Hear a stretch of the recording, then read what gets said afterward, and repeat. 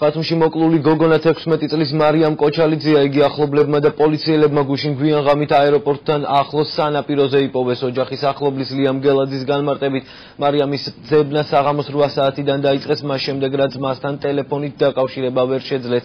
რამდენიმე საათიანი ძებნის შემდეგ უბნის ინსპექტორმა და ახლობლებმა მარიამის ცხედარი იმ ადგილას იპოვეს, სადაც გოგონა ხშირად ისვენებდა. ყელგამოჭრილ ცხედარ ზურგზე ქვა ედო. ექსპერტიზის შემდეგ მოკლული ოჯახში გადაასვენეს. როგორც ახლობლები აცხადებენ, მარიამს თან ჰქონდა iPhone 5-ის მობილური ტელეფონი და ველოსიპედი, რომლებიც შემთხვევის ადგილზე ვერ იპოვეს. შინაგან საქმეთა სამინისტროს პრესსამსახურის ინფორმაციით ბათუმში მომხდარ ფაქტზე საქმე სისხლის სამართლის კოდექსის 108 მუხლით აღიძრა, რაც განზრახ მკვლელობას გულისხმობს. ინციდენტს საქართველოს პრეზიდენტის სოციალურ ქსელში გამოეხმაურა.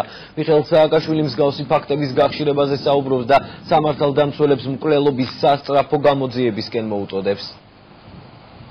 ჩვენ ძალებით დავიწყოთ ძებნა, როდესაც შეგვიანდა, პირველის ნახევარზე უკვე გამოვედით და ჩვენ თვითონ დავიწყოთ ბავშვის ძებნა.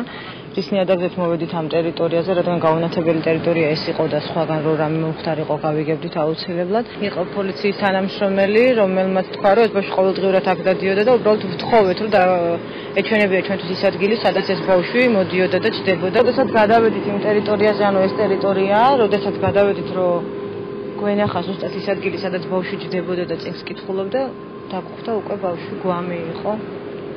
შემზარავი სიტუაცია, ბავშვი ყელი ჰქონდა გამოჭრილი და დიდი ქვის ლოდი ზურგზე ჰქონდა დადებული.